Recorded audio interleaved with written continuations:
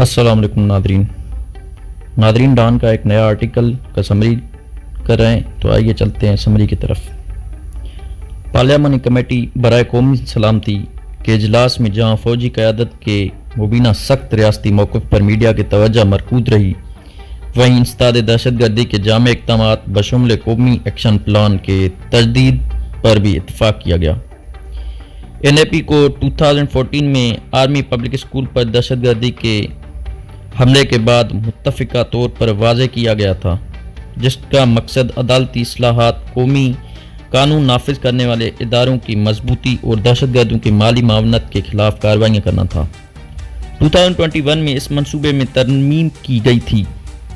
اصل NAP کے نقطہ 14 اور 2021 کے نظر ثانی شدہ منصوبوں کے نقطہ 10 میں بلوچستان میں مثالتی کوششوں کو لازمی فوجی کارروائیوں کے ساتھ ساتھ جاری رکھنے کی بات کی گئی، تاکہ وہاں بڑھتی ہوئی عسکریت پسندی اور دہشت گردی کا سد باب کیا جا سکے۔ نئے اور پرانے نکات میں بنیادی فرق یہ ہے کہ پہلے وین میں صوبائی حکومت کو مصالحت کے عمل کی قیادت کرنے کا کہا گیا تھا، جبکہ 2021 کے وین میں قیادت کے تعین کا ذکر نہیں کیا گیا۔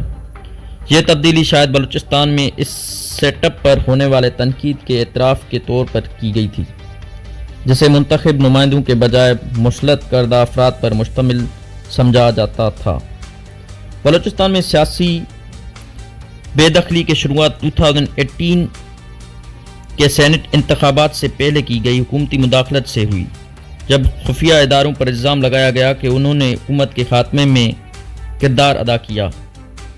انہی اداروں پر یہ الزام بھی لگایا جاتا ہے کہ انہوں نے 2018 میں تحریک انصاف کے برسر اقتدار آنے کے بعد تحریک طالبان پاکستان کی عسکریت پسندوں کی واپسی میں سہولت فراہم کی۔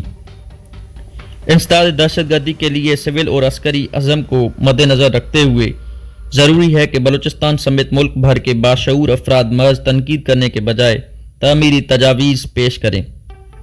بلوچ رہنماؤں، خصوصاً سابق وزیر اعلیٰ سردار اختر مینگل اور ڈاکٹر مالک بلوچ جیسے رہنماؤں کو سنجیدگی سے سنا جانا چاہیے۔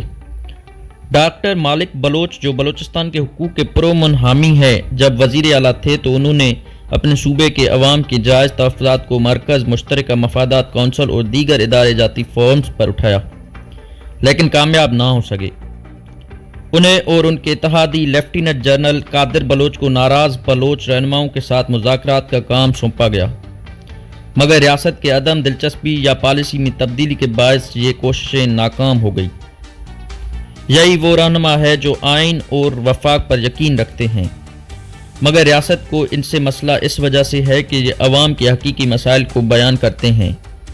اس رویے کو بدلنا ہوگا، کیونکہ عوام کے حقیقی نمائندے ہی بہتر نتائج دے سکتے ہیں۔ بلوچستان کے لاپتہ افراد کا مسئلہ بھی حل کرنا ہوگا۔ ایک سچ اور مصالحتی کمیشن کے قیام کے لیے جتنی ہمت درکار ہوگی، اتنی ہی ہمت وہ فوجی جوان روزانہ گولیوں کا سامنا کرتے ہوئے اپنے جانیں قربان کر رہے ہیں۔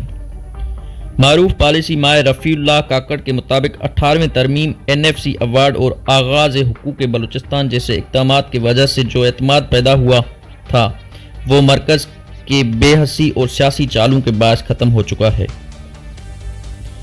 بلوچستان کے معاشی حقوق کی صورتحال بھی سیاسی حقوق سے مختلف نہیں۔ مثال کے طور پر 18 امینڈمنٹ سے پہلے بھی تمام قدرتی وسائل سوائے گیس اور تیل کے صوبوں کی ملکیت تھی، مگر 2002 کے سینڈک معاہدے میں 50% منافع چین، 48% مرکز اور محض 2% بلوچستان کو دیا گیا۔ 2010 میں 18 امینڈمنٹ کے بعد بلوچستان کو گیس اور تیل میں 50% ملکیت دی گئی، مگر سینڈنگ کا انتظام بلوچستان کے حوالے کرنے وعدے کے باوجود 2012، 2017 اور 2022 میں مزید توسیع کر دی گئی۔ اسی طرح بلوچستان گیس کی پیداوار میں اپنی ضرورت سے 7 سے 8 گنا زیادہ پیدا کرتا ہے، مگر وہاں کے عوام کو گیس کی سہولت سے محروم رکھا جاتا ہے۔ اسی طرح بے نظیر انکم سپورٹ پروگرام میں بلوچستان کی 9 سے 10% غریب آبادی ہے کو محض 3 سے 4% حصہ دیا جاتا ہے۔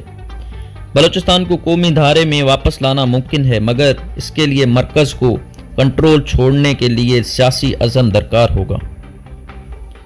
تو ناظرین، ویڈیو کو کر رہے ہیں اختتام، انشاءاللہ ملیں گے ایک نئے ویڈیو کے ساتھ، تب تک کے لیے اللہ حافظ۔